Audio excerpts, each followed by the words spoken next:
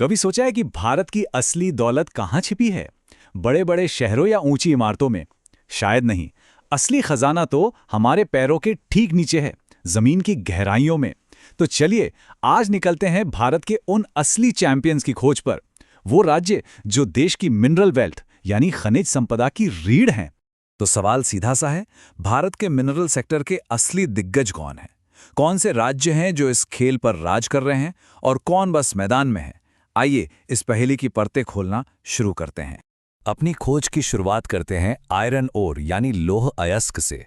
ये वो बुनियाद है जिस पर हमारे शहर, हमारी इंडस्ट्री, सब कुछ टिका है, जो स्टील को उसकी ताकत देता है। तो देखते हैं इस सबसे जरूरी रिसोर्स का ताज किसके सिर सजता है। और ये रहे हमारे आयरन ओर के हैवीवेट्स। जैसा कि साफ दिख रहा है, उड़ीसा इस रेस में सबसे आगे है, जो देश के आयरन प्रोडक्शन का एक बहुत बड़ा हिस्सा अकेले संभालता है। लेकिन छत्तीसगढ़ और कर्नाटक भी ज्यादा पीछे नहीं है। ये तीनों मिलकर सच में भारत के इंडस्ट्रियल ग्रोथ के इंजन को पावर दे रहे हैं। अच्छा, आयरन ओर की बात तो हो गई। अब उन दो खनिजों पर नजर डालते हैं जो भारत के इंडस्ट्रियल इंजन को सच में चालू रखते हैं, मैंगनीज और बॉक्साइट।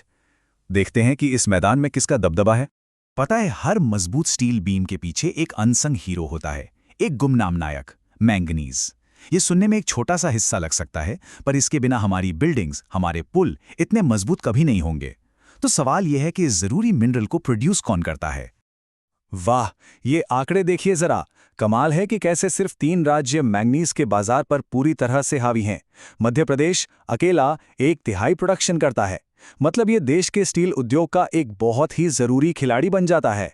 और महाराष्ट्र और ओडिशा भी इस पावरफुल तिकड़ी का हिस्सा हैं। अब आते हैं बॉक्साइट पर। जरा अपने हाथ में पकड़े सोडा कैन या किचन में रखे बर्तनों के बारे में सोचिए। ये सब एल्यूमिनियम से बने हैं और वो एल्यूमिनियम आता है बॉक्साइट से।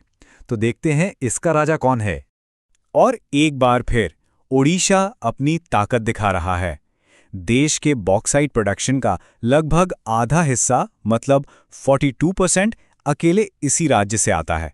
ये डोमिनेंस इसे भारत के एल्यूमिनियम इंडस्ट्री में एक बेजोड़ ताकत बना देता है।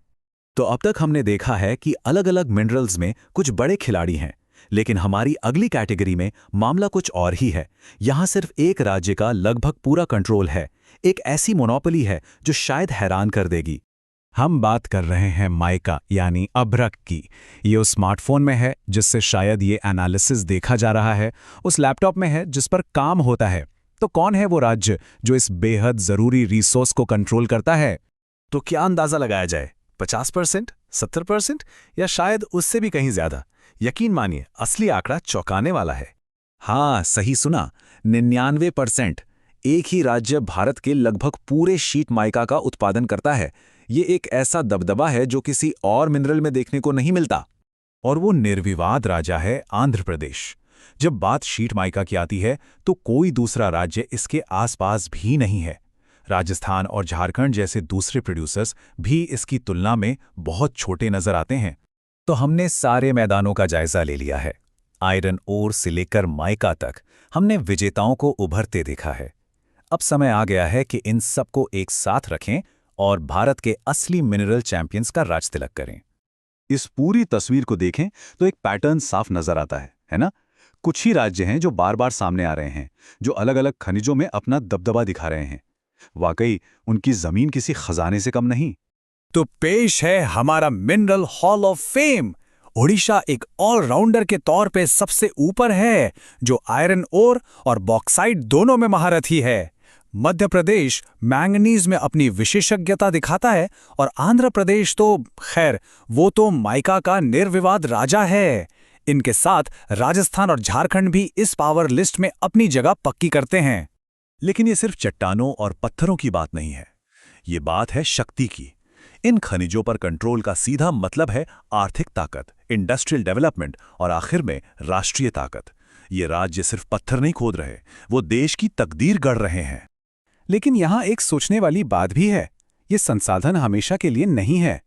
आज के चैंपियन इन खजानों का इस्तेमाल कैसे करते हैं, ये न केवल उनके बल्कि पूरे देश के भविष्य को तय करेगा। और ये एक ऐसा सवाल है जिसका सामना हमें आज करना होगा, कल नहीं।